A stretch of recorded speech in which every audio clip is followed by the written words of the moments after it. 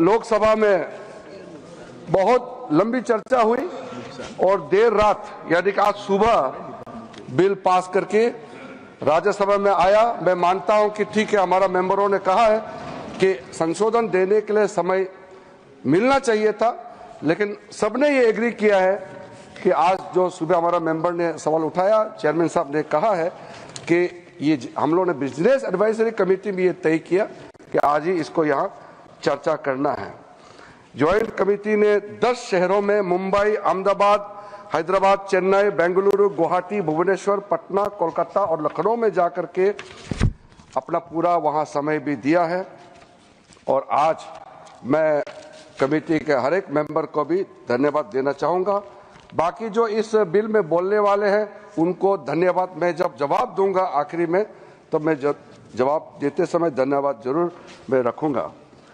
Sir, हर व्यक्ति, मैं तो इस सदन में एक मंत्री के रूप में बोल रहा हूं, लेकिन साधारण रूप से ये एक्सपेक्ट करता है कि कोई अच्छा काम करेगा तो उसका तारीफ भी जरूर होगा, और खास करके उन लोगों से तारीफ ज्यादा मिलेगा जिसका इच्छा को मैं पूरा कर रहा हूं। इसलिए सभापति महोदय जी, 1976 में जब वक्फ इंक्वायरी रिपोर्ट को पेश किया गया था, वो कमेटी किसने बनाया था सर? कांग्रेस सरकार ने कमेटी गठन किया, वक्फ इंक्वायरी कमीशन बिठाया। कमीशन ने जब रिपोर्ट पेश किया, बहुत लंबा रिपोर्ट है, मैं जो यहाँ रेलेवेंट है उसको कोट करता हूं।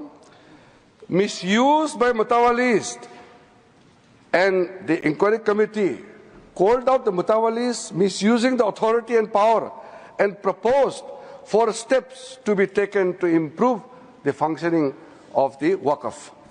ये सबसे पहले रिपोर्ट आया। उसके बाद में दूसरा जिक्र किया कि इतना केसेस वक्फ प्रॉपर्टी को लेकर के बना हुआ है, लिटिगेशन इतना ज्यादा लंबित है, इसको सरल करने के लिए सरकार को कदम उठाना चाहिए। उसके बाद सचर कमेटी बनी। सचर कमेटी का रिपोर्ट 2006 में पेश किया गया। उसका मुख्य अंश सचर कमेटी ने जो कहा, एक तो जो वक्फ बोर्ड है उसको स्ट्रेंथन किया जाना चाहिए, और ये पुराना सिस्टम में चल रहा है, डिजिटल होना चाहिए। साथ साथ में सचर कमेटी ने कहा कि उस समय 4.9 लाख वक्फ प्रॉपर्टी है इस देश में, आज तो बढ़ गया, उस समय 2006 में, और 4.9 लाख वक्फ प्रॉपर्टी जो रजिस्टर्ड वक्फ प्रॉपर्टी है, उनका टोटल इनकम सिर्फ 163 करोड़ पर एनम था, 160 करोड़। और उसी समय सचर कमेटी में यह भी कहा, टिप्पणी भी किया और सुझाव भी दिया, अगर वो 4.9 लाख प्रॉपर्टी को अगर एफिशिएंटली मैनेज करते उस समय का मार्केट रेट से, तो भी 12,000 करोड़ हर साल इनकम जनरेशन होता। तो 12,000 करोड़ होना चाहिए था, लेकिन 163 करोड़ जनरेशन हुआ है। फिर उसके बाद में हम लोगों ने आकलन किया, आज का दिन में 8.72 लाख जो प्रॉपर्टी है इतना बढ़ गया, उसका तो हम हिसाब भी नहीं लगा सकता है, और मुझे हिसाब भी लगा के आंकड़े पेश नहीं करना चाहिए क्योंकि मार्केट का अपना अपना एक फॉर्मूला होता है। लेकिन एक कॉमन सेंस है कि अगर सचर कमेटी 4.9 लाख प्रॉपर्टी को अनुमान लगाया 12,000 करोड़ इनकम होना चाहिए, तो आज उसको आप आज के समय मार्केट रेट में हिसाब लगा करके आप अनुमान लगा सकते हैं। सचर कमेटी ने यह भी कहा, सेंट्रल वक्फ काउंसिल में और स्टेट वक्फ बोर्ड में और ब्रॉड बेस करके इंक्लूसिव होना चाहिए। ये बंद कमरे में कुछ लोग बैठा है ऐसा लग रहा है, इसको खोलना चाहिए, ब्रॉड बेस करना चाहिए। साथ साथ में सेक्रेटरी जो सेंट्रल वक्फ काउंसिल और स्टेट बोर्ड है उसका स्तर सीनियर लेवल होना चाहिए। उस समय under secretary, deputy secretary rank का था, उसको कहा कि ज्वाइंट सेक्रेटरी, एडिशनल सेक्रेटरी का रैंक ऑफिसर को नियुक्त करना चाहिए। और साथ में सर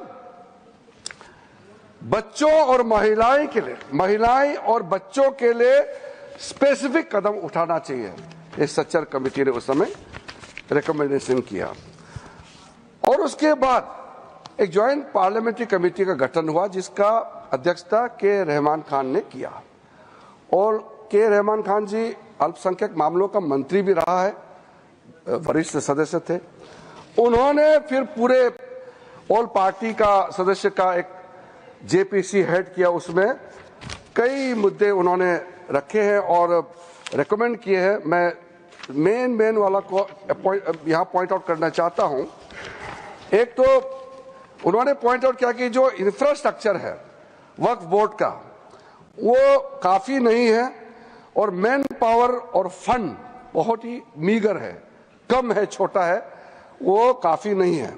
दूसरा कहा कि ऐसा लगता है कि सारा जो झंझट है वो मुतावली पे केंद्रित है। मुतावली को कैसे अपॉइंट करना चाहिए, कैसे हटाना चाहिए, सारा विषय वही केंद्रित है। इसको भी पॉइंट आउट किया है। फिर डॉक्यूमेंटेशन के बारे में और सर्वे के बारे में, वक्फ प्रॉपर्टी और लीगल जो सेटअप होना चाहिए वक्फ को लेकर के, इसके बारे में भी। Computerisation of Waqf board, central data bank होना चाहिए, इसका भी उस समय के जेपीसी ने कहा। म्यूटेशंस, रेवेन्यू रिकॉर्ड और to adopt sound and acceptable financial and budgetary practices, इसका भी सुझाव दिया। और फिर लीज करने का जो वक्फ प्रॉपर्टी को किस तरीके से लीज होना चाहिए, इसका भी सुझाव दिया है। जितना ये 3 कमेटी रिपोर्ट्स सच्चर कमेटी को मिलाते हुए जो मुख्य रिपोर्ट रिकमेंडेशन किया है, सर मैं आपके माध्यम से सदन को बताना चाहता हूं, वो सारा रिकमेंडेशन रिपोर्ट्स को हम लेकर के आज ये बिल लेकर के, अमेंडमेंट बिल लेकर के इस सदन में आया है। इसलिए ये तीनों कमेटी, ये कांग्रेस सरकार में जो दूसरे और तीसरे कमेटी तो यूपीए सरकार थे, लेकिन शुरू वाला तो प्योर कांग्रेस गवर्नमेंट था।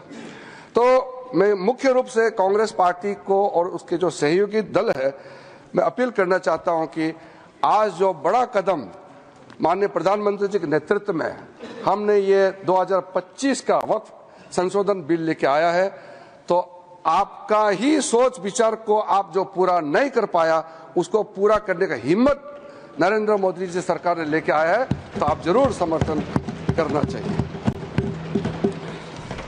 आदरणीय अध्यक्ष महोदय जी,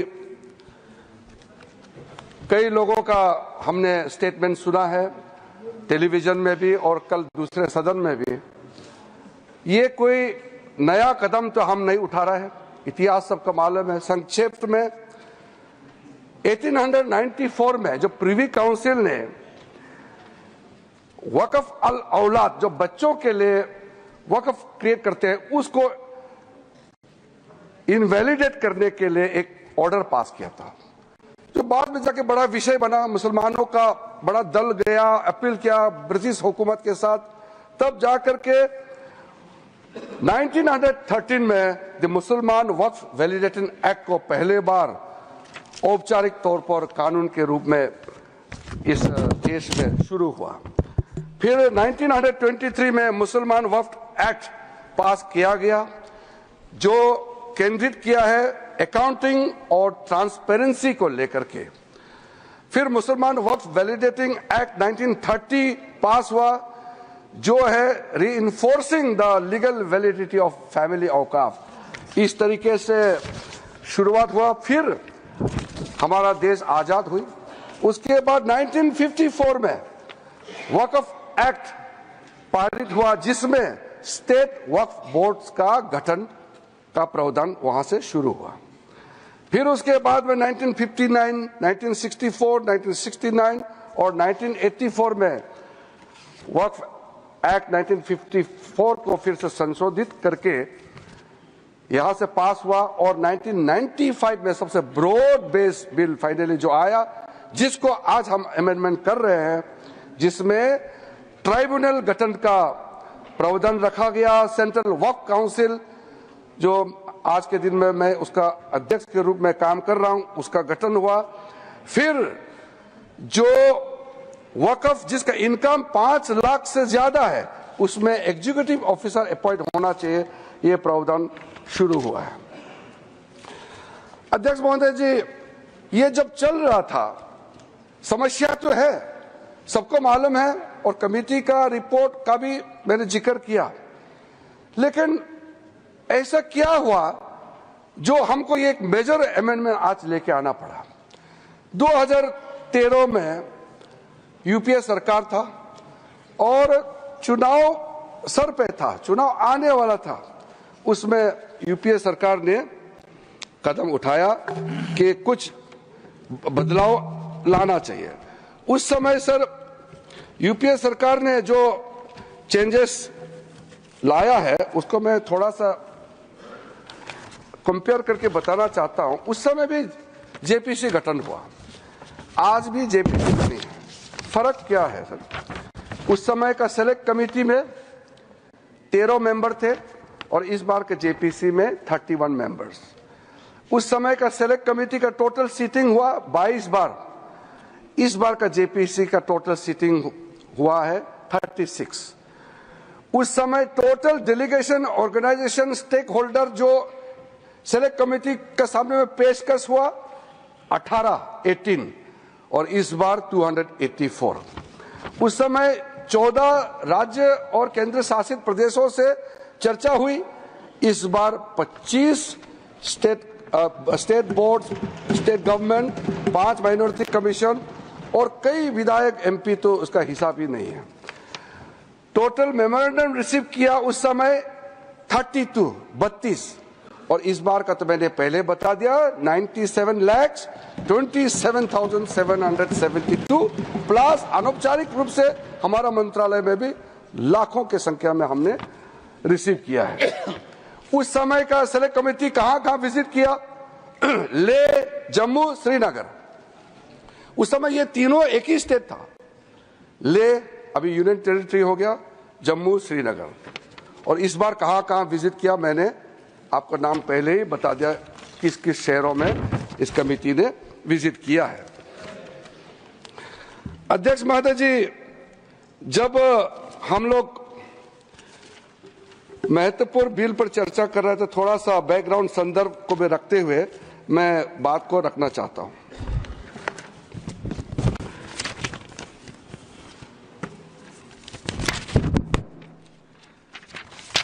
अध्यक्ष महोदय जी, यहां कहा गया है कि हम जो कदम उठा रहे हैं मुसलमानों को नुकसान होगा। कई लोगों ने कहा ये अनकॉन्स्टिट्यूशनल है, गैर कानूनी है और मुसलमानों का हक छीना जा रहा है। अलग अलग तरीके से लोगों ने अपना बात को रखा है। ठीक है, बात रखने का अधिकार है, लेकिन मैं बहुत ही साफ तरीके से ये सारे जो आरोप लगाए हैं उसको मैं खारिज करना चाहता हूं। सर, सबसे पहले ये जो वक्फ प्रॉपर्टी होता है, इसका मैनेजमेंट, इसका क्रिएशन और इसका बेनिफिशियरी ये नॉन मुस्लिम के अलावा कोई और हो, किसी के पास हो ही नहीं सकता है, मुस्लिम के पास ही रहेगा। कोई नॉन मुस्लिम इसमें हस्तक्षेप नहीं कर सकता है। जो वाकिफ होता है वो एक मुसलमान ही होता है, और जो औकाफ बन जाता है वो प्रॉपर्टी क्रिएट हो जाता है, उसको मैनेजमेंट कौन करता है? मुतावाली, वो भी मुसलमान ही होना पड़ता है। और किसके लिए वक्फ क्रिएट करता है? 3 पर्पस के लिए, धार्मिक, रिलीजियस पर्पस, अच्छा काम के लिए, पायस, भगवान के नाम में, अल्लाह के नाम में, और चैरिटेबल, भला के लिए, बच्चों के लिए, महिलाओं के लिए, गरीबों के लिए, तो वो मुस्लिम ही होगा। तो यहां ये सवाल ही नहीं उठता है कि नॉन मुस्लिम, मुस्लिम धार्मिक भावना और धार्मिक व्यवस्था या वे किसी भी तरीके से मुस्लिम प्रॉपर्टी में, मैनेजमेंट में नॉन मुस्लिम हस्तक्षेप कर रहा है, ये सवाल ही नहीं उठता है। तो इसलिए मैं बहुत क्लियर करना चाहता हूं, ताकि हमारा जब डिबेट का जब सिलसिला शुरू होगा तो सुझाव हमको चाहिए कि वक्फ मैनेजमेंट में, प्रॉपर्टी मैनेजमेंट में वक्फ बोर्ड को और ताकत बनाने में क्या क्या और काम करना चाहिए, ये सुझाव हमारे माननीय सदस्यों से मिल सके। जो इंसान, जो मुसलमान अपना प्रॉपर्टी को ट्रस्ट के माध्यम से अगर चलाना चाहता है वो चला सकता है, उसके लिए कोई बंधन नहीं है। वक्फ एक्ट के अंदर में ये पूरा छूट दिया गया है, अगर आप वक्फ बोर्ड के माध्यम से चलाना चाहते हैं आपको पूरा इसके लिए इजाजत है। तो चैरिटी कमिश्नर जितना ट्रस्ट प्रॉपर्टीज को देखते हैं, निगरानी करते हैं, व्यवस्था को चेक करता है, उसी प्रकार से वक्फ बोर्ड जो है वक्फ प्रॉपर्टी को सही तरीके से चला रहा है कि नहीं, ये निगरानी करने के लिए वक्फ बोर्ड बनाया गया है, वो वक्फ प्रॉपर्टी को चलाने के लिए नहीं है। इसलिए ये बात को हम बहुत ही अच्छे तरीके से अगर समझ लेंगे तो बाद में हमारा चर्चा का स्तर भी वो ज्यादा अच्छा रहेगा। हमने सर जो प्रावधान किया है बेसिकली ट्रांसपेरेंसी को, अकाउंटेबिलिटी को, एफिशिएंसी को, ये तीन बड़ा पैमाना है। जवाबदेही तो होना चाहिए, क्षमता होना चाहिए, पारदर्शिता होना चाहिए। तो ये तीन जो व्यवस्था है ये हमारा पूरा एक्सरसाइज जो है इस पे केंद्रित होता है। आर्टिकल 25, 26, 30 का हवाला देकर के कई बार लोगों ने हमारा खिलाफ, इस बिल का खिलाफ, इस प्रस्तावना के खिलाफ में लोगों ने कहना शुरू किया। तो मैं आज जरूर इसका जवाब देना चाहता हूं कि हम किसी का धार्मिक भावना को चोट पहुंचाने के लिए नहीं है। एक मुसलमान वक्फ क्रिएट कर सकता है। अब सबसे जो छोटा आप जो क्रिएट करता है फितरा, सबसे छोटा सर, वो हर मुसलमान, गरीब से गरीब मुसलमान भी क्रिएट करता है। ज़कात आप क्रिएट करते हैं, आप देते हैं, दान देते हैं, उसमें कोई किसी को अधिकार ही नहीं है पूछने का कि हिसाब किताब कैसे किया है। ये आपका अंदर का बात है, आपका फेथ है, इसमें हम हस्तक्षेप कैसे कर सकते हैं। इसलिए बिल्कुल ये बात आप बिल्कुल मत बोलिएगा अपना बात रखते समय कि सरकार या कोई गैर मुसलमान के जो कामकाज में उसका तौर तरीके में हस्तक्षेप कर रहा है, ये मत बोलिएगा। वैसे तो कोर्ट केसेस बहुत है, मैंने दूसरे सदन में भी कोर्ट करके बताया, यहां मैं फिर से इसको दोहराना चाहता हूं ताकि कोर्ट ने क्या रूलिंग दिया है वो भी क्लियर हो जाए। सैयद फजल पुकाया तंगल वर्सेस यूनियन ऑफ इंडिया में केरला हाईकोर्ट ने जो ऑब्जर्वेशन और ऑर्डर पास किया उसमें कहा गया है, high court, the Waqf board is a statutory body, pure and simple, it is not a representative body of the Muslim community. Waqf property है, इसलिए कोर्ट का जजमेंट बहुत साफ साफ हमारे सामने में दिखाई देता है। इलाहाबाद हाई कोर्ट का जजमेंट है, Hafiz Mohammad Zafar Ahmad versus UP central Sunni board of Waqf. क्या कहा गया है उसमें? High court, a mutawali's right is purely a right of management of the property and is not a proprietary right. The duties of a mutawali are purely of a secular character. His duties are not of a religious character. इसलिए मुतावालिस को ऊपर में निगरानी रखने के लिए वक्फ board बनाया गया है। Tilakayat Shri Govind Lalji Maharaj versus state of Rajasthan, उसमें कहा गया है, मैं कोट करता हूं, right to manage the properties of the temple is purely a secular matter and can not be regarded as a religious practice. Property का मैनेजमेंट के बारे में इतना क्लियर कोर्ट ने कहा है, कई केसेस है, मैं बहुत कम आपके सामने में साइट कर रहा हूं। अब मैं 2013 के बारे में आपको बताया, अब उसको थोड़ा सा अंदर घुस के आपको बताऊंगा और आपको भी सुन करके लगेगा कि आज कितना जरूरी था आज जो संशोधन बिल लेकर के हम यहां आया है। 2013 में ये जो कमेटी वगैरह जब बनाया, 5 मार्च 2014 में कमेटी 13 में गठन हुआ और पारित हुआ दोनों सदनों में।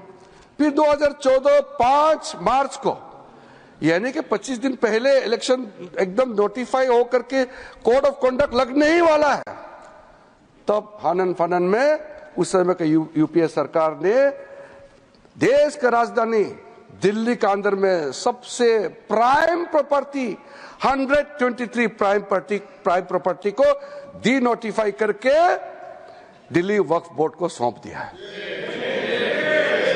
ये प्रॉपर्टी किस मिनिस्ट्री में आता था? Housing and urban affairs ministry का अंदर में आता है।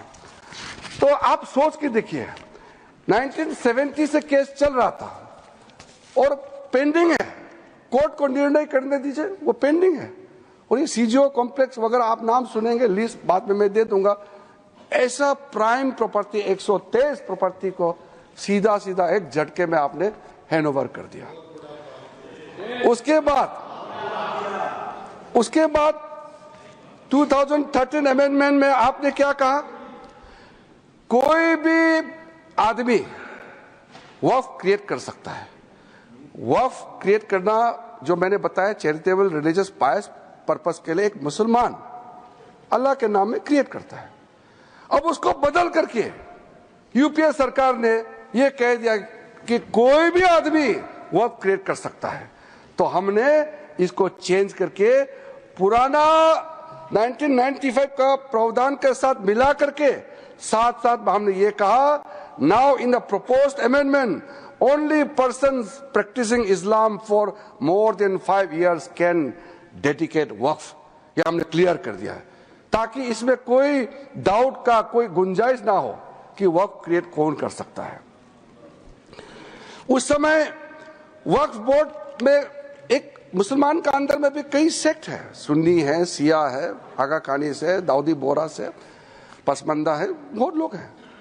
लेकिन यूपीए सरकार ने कह दिया, हाँ ये डिस्प्यूट करते हैं कई लोग, ये तो दरगाह वाले भी कहते हैं कि कुछ लोग कहते हैं कि तुम लोग मुसलमान ही नहीं है। इस तरह का क्लेम पे मत जाइए। क्लेम यहां इस्लाम का स्कॉलर भी बहुत होगा, जानकारी लोग भी बहुत है, लेकिन मैं ये नहीं कह रहा हूं कि आप जो कह रहे हैं, मैं जो कह रहा हूं वो सत्य है। मैं क्लेम के बारे में बता रहा हूं कि लोग कहते हैं कि ये मुसलमान नहीं है या ये इस ग्रुप में, उस ग्रुप में। मैं यहाँ डेफिनेशन देने नहीं जा रहा हूं। हम सिर्फ ये कह रहे हैं कि हमने जो नया प्रावधान लेके आया उसमें हर वक्फ बोर्ड में मुसलमानों में जो रिकॉग्नाइज्ड सेक्ट है सब मिलकर के वक्फ बनेगा। उसमें सुन्नी भी होगा, शिया भी होगा और जितने बाकी जो पिछड़े वर्ग है वो भी वक्फ बोर्ड में मेंबर होगा, ताकि सबका इंटरेस्ट का ख्याल रखा जा सकता है। इसमें तो किसी का आपत्ति होने का कोई सवाल ही नहीं होना चाहिए। हम इतना इंक्लूसिव बना रहे हैं। उसके बाद सर, सेंट्रल वक्फ काउंसिल में जो हमने प्रावधान रखा है, ताकि आप भी अच्छा लगे कि हमने कितना आपका पुराने रिकमेंडेशन को ध्यान में रखते हुए प्रावधान रखा है। Out of 22 members in the central Waqf council, not more than 4 will be non-Muslims, including ex-officio members. In that case, the Minister of Minority Affairs. There will be 3 members of Parliament. अब member of parliament तो किसी का धर्म हो सकता है। ये नहीं कहना कि ये इस जाति का एमपी है इसलिए ये मेंबर नहीं हो सकता है। 3 members of Parliament, 10 members from Muslim community, 2 former judges from the Supreme Court or High Court, 1 advocate of national eminence, 4 persons of national eminence from various fields, an additional secretary or joint secretary to the government of India dealing with Waqf matter. जो ministry में concern officer है वही हो सकता है। और out of 10 Muslims 2 members minimum shall be women. 2 महिला सदस्य होना अनिवार्य है। स्टेट वक्फ बोर्ड्स में out of 11 members not more than 3 will be non Muslims. कल किसी ने कहा कि नॉन मुस्लिम मेजोरिटी हो जाएगा, सवाल ही पैदा नहीं होता है। Not more than 3 will be non Muslims, including sir, ये अतिरिक्त नहीं है, including x official members, 1 chairperson, 1 member of parliament, 1 MLA, 4 members from Muslim community, 2 members with professional experience, 1 member from Bar Council, the Joint Secretary to the State Government dealing with the Waqf matter जो संबंधित संयुक्त सचिव है. Out of 4 Muslim members 2 shall be women. ये हमने सुनिश्चित किया है. और दूसरा चेंज किया है, कितना जरूरी था. सेक्शन 108A में क्या आपने प्रावधान किया था. ये लिखा गया कि वक्फ का जो प्रावधान है, वक्फ एक्ट का जो प्रावधान है, बाकी देश में जितना कानून बनाया है उसको ऊपर में ये ओवरराइडिंग इफेक्ट होगा, ऐसा प्रावधान रखा. हमने इसको रेशनलाइज किया है. Now in the proposed amendment this provision is been omitted. This facilitates the legal harmonisation of the Waqf act with all other property laws. इस देश में बहुत सारा प्रॉपर्टी लॉज है, ताकि सब में एक समन्वय हो जाए. हार्मोनाइजेशन होना जरूरी है सर. एक कानून दूसरा कानून का सर लड़ाई के लिए नहीं बनाता है. हार्मोनाइज करना बहुत जरूरी है. कॉन्फ्लिक्ट अवॉइड करने में तो आप भी अच्छा लगेगा, इसमें कोई विरोध होने का मुझे कोई कारण नजर नहीं आता है.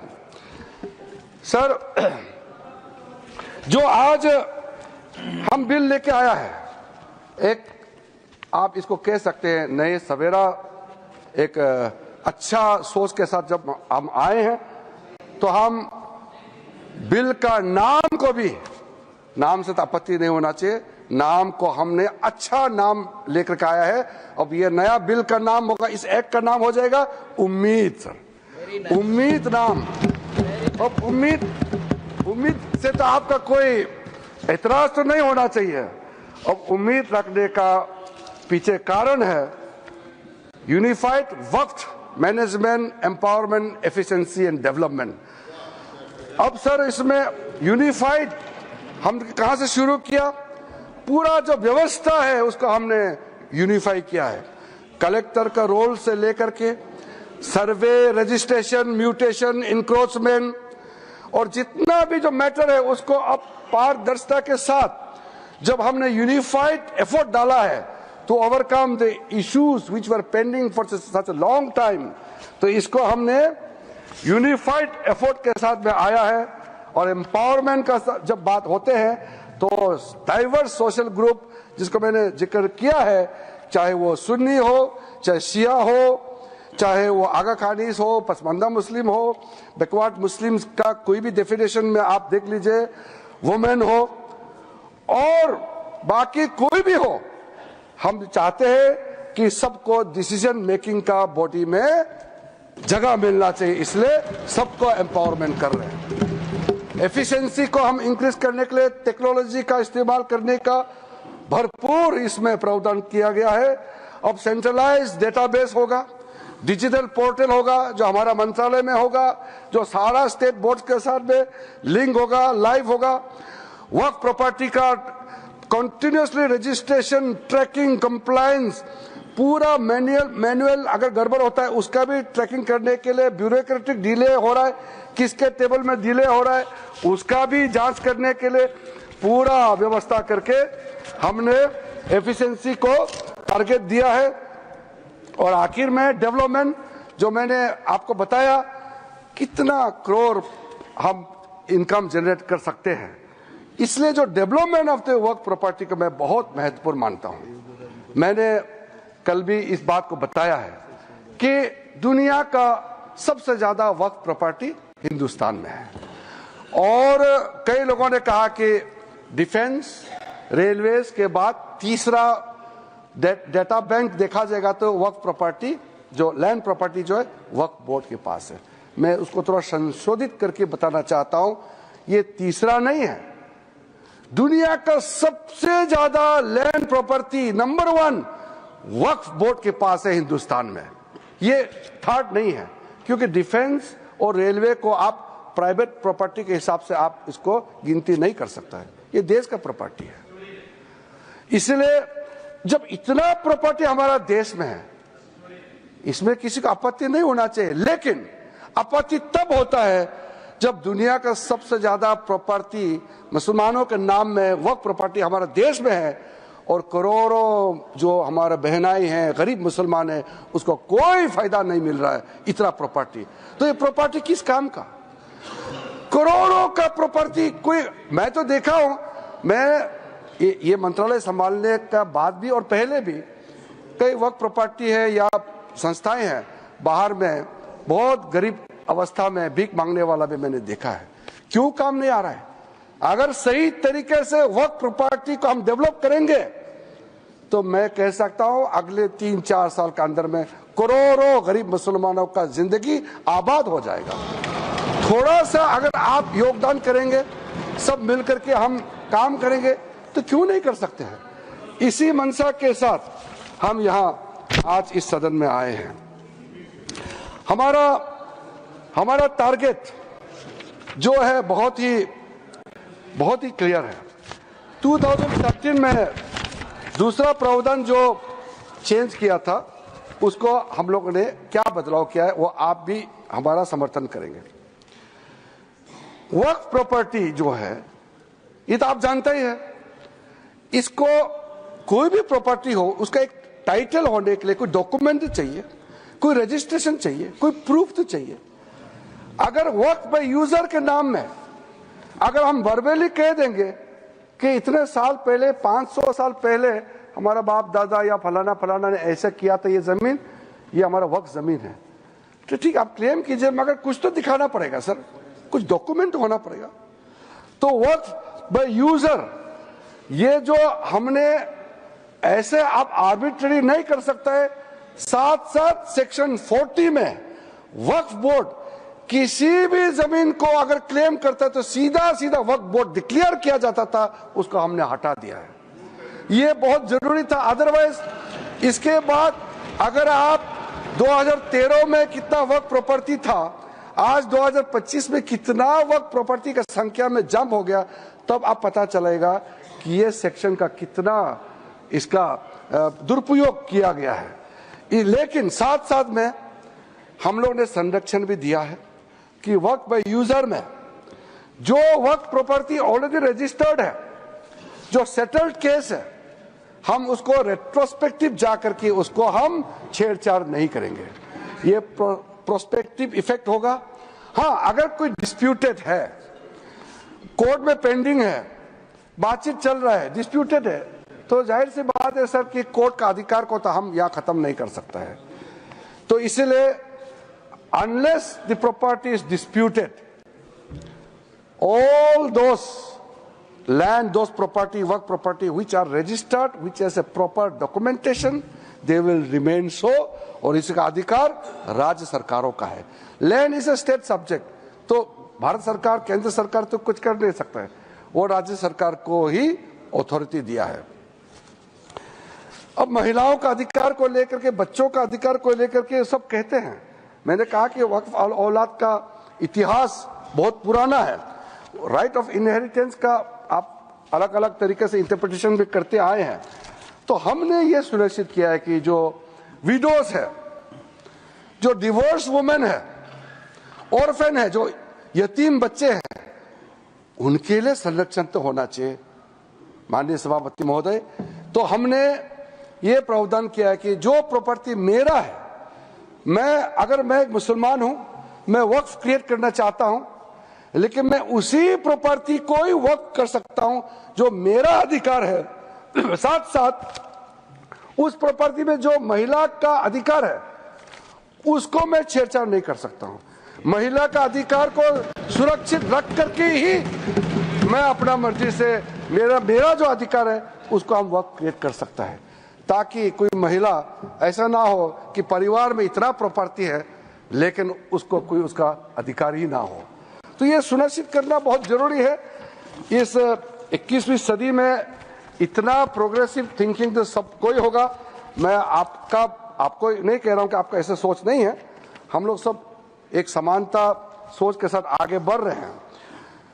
2 मेजर अमेंडमेंट हम जो लेके आया है उसमें भी मैं मानता हूं आप समर्थन करेंगे।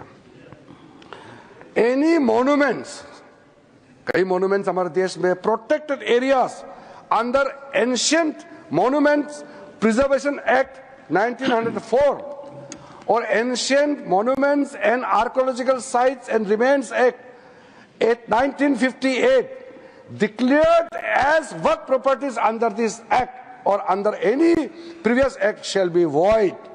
कोई हमारा आर्कोलॉजिकल साइट हमारा राष्ट्र का प्रॉपर्टी है, इसको आप छेड़खानी नहीं कर सकता है। दूसरा, हमारा देश में करोड़ों आदिवासी शेड्यूल्ड ट्राइब्स, हम लोग सब मानते हैं कि इंडिजिनियस जो शेड्यूल्ड ट्राइब होते हैं उसका संरक्षण होना चाहिए, तो हमने यहां ये प्रावधान लेके आया है।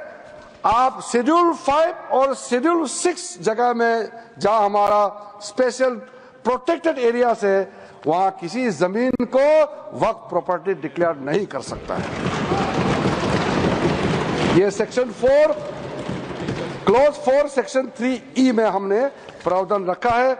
मैं मानता हूं कि हमारा देश में जितने आदिवासी भाई बहन हैं उनके लिए आदरणीय मोदी जी का तरफ से और हम सब का तरफ से ये बड़ा सौगात होगा।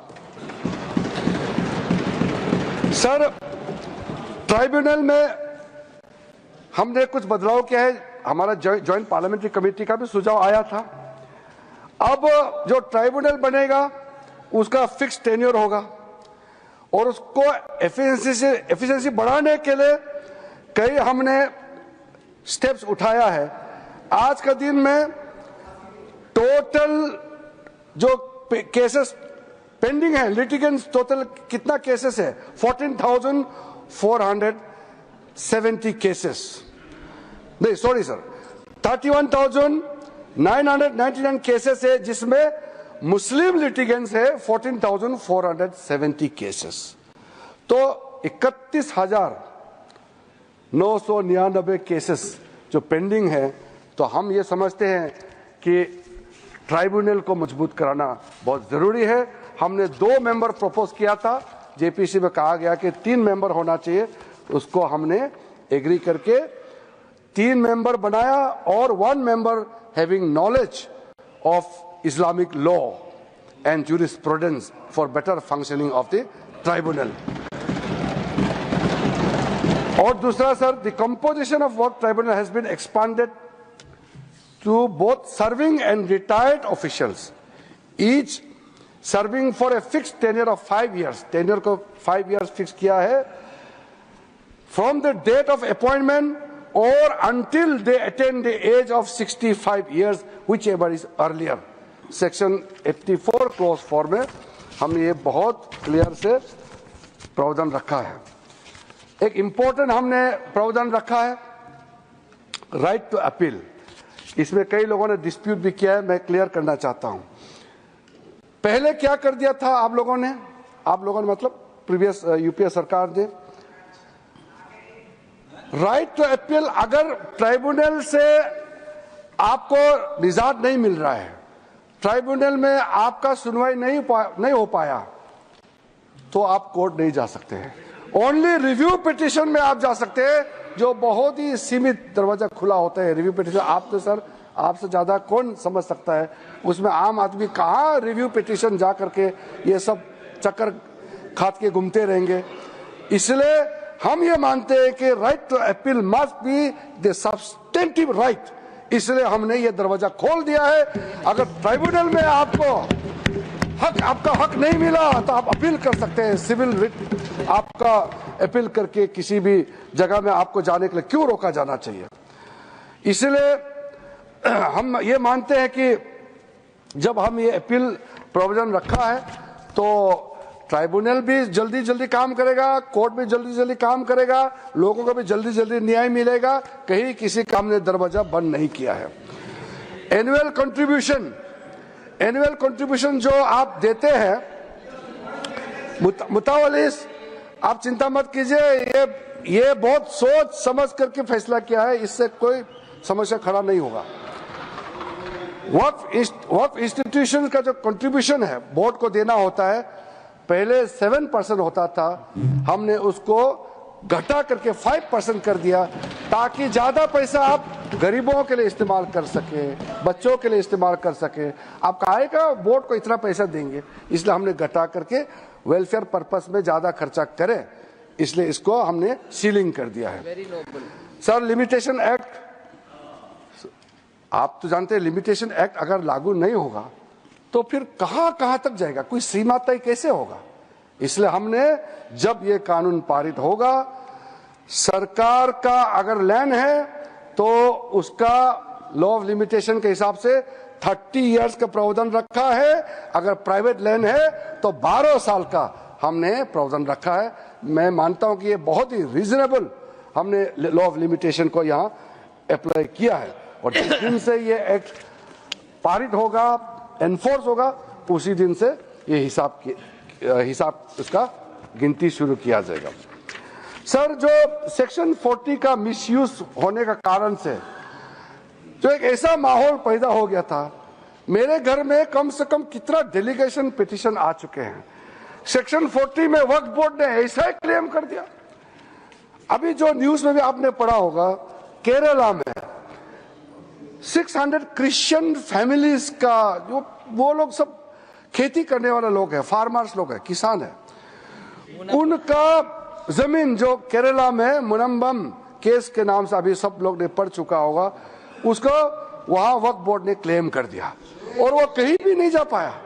वो ठोकरे खाते रहे, घूमते रहे, जिसको लेकर के पूरा वहां के जो कैथोलिक बिशप्स काउंसिल है और दिल्ली में भी और अलग अलग कई हमारा क्रिश्चियन संगठनों ने हमको मेमोरेंडम दिया है, प्रेस रिलीज भी दिया है और अपील भी किया है। सारा मेंबर्स ऑफ पार्लियामेंट को अपील किया है। मैं नाम लेकर के सिर्फ केरला एमपीज को मैं दबाव नहीं डालना चाहता हूं, मानसिक रूप से बहुत ज्यादा प्रेशर होगा केरला का एमपीज को। ये तो सबके लिए अपील किया है कि जो बड़े हमारे चर्च के जितने भी बड़े बड़े बॉडीज है, उन्होंने अपील किया है कि अपना विवेक का इस्तेमाल करें और सारा मेंबर्स ऑफ पार्लियामेंट इस वक्त अमेंडमेंट बिल को समर्थन करना चाहिए। तो कम से कम चर्च का अपील को तो आप लोग मानिएगा। सर, कई केसेस है, उसको तो मैंने कई बार दोहरा चुका है, इसलिए सारा केसेस, तमिलनाडु का केस हो या कर्नाटका में जो केस हो या हरियाणा वाला गुरुद्वारा वाला को वक्फ क्लेम करना, कई केसेस है। मैं उसको साइड नहीं करना चाहता हूं क्योंकि संख्या बहुत ज्यादा है, लेकिन सर ये बात तो मैं जरूर कहूंगा क्योंकि हम लोग इस महान सदन में बैठे हैं। 2013 में 123 प्रॉपर्टी को तो उस समय सरकार ने डी नोटिफाई कर दिया था। उसके बाद कई लोगों ने कहना शुरू किया और स्टेटमेंट मीडिया में भी है कि ये पूरा पार्लियामेंट बिल्डिंग भी वक्फ प्रॉपर्टी है। अब सोचिए सर, अगर वो सरकार कंटिन्यू रहता, नरेंद्र मोदी जी का सरकार नहीं आते, तो कितना खतरा मंडरा रहा था हमारे सर के ऊपर में, आप सोचिए। तो हम तो देश के लिए सोच समझ करके आज ये बिल लेके आए हैं, तो ये हमारे लिए कोई इसमें एक लाल पैसा बेनिफिट मिलने वाला नहीं है। ये बिल करोड़ों गरीब मुसलमानों को फायदा पहुंचाने के लिए और गलत काम ना हो, गलत तरीके से दूसरा का जमीन को हड़प ना ले, इसको प्रतिबंध लगाने के लिए, रोकने के लिए अच्छा सोच के साथ हम ये बिल लेके आए हैं। अन्य सभापति जी, मैं कहने के लिए बहुत कुछ है क्योंकि ये ओपनिंग है। हमारे यहाँ जितना विद्वान माननीय सदस्य हैं, उनके बातों को मैं सुनने के लिए बहुत इच्छुक हूं, तो सुनने के लिए मैं तैयार हूं। हमारे वरिष्ठ माननीय मंत्रीगण भी यहाँ बैठे हैं, हम लोग सब सुनेंगे। तो जेपीसी में जो सदस्य हैं और जो सदस्य नहीं है, सबका सुझाव हम सुनते हुए आखिरी में जैसे हमने टाइम यहाँ दिया है चर्चा के लिए, मैं उसका बारीकी से जवाब देने का कोशिश करूंगा। मैं सिर्फ ही इतना ही अनुरोध करूंगा कि आप ऐसा बात मत बोलिए जिससे हंगामा खड़ा हो जाएगा। ऐसा बात बोलिए जो सुन करके हमारा कानों को भी थोड़ा अच्छा लगेगा। हम बैठ करके सुनने के लिए तैयार है और चर्चा का स्तर ऊंचा होगा। मैं इसी उम्मीद के साथ आप सबको इस महत्वपूर्ण जो उम्मीद का जो हमारा बिल लेकर के आए हैं उसको समर्थन करने के लिए मैं अपील करता हूं।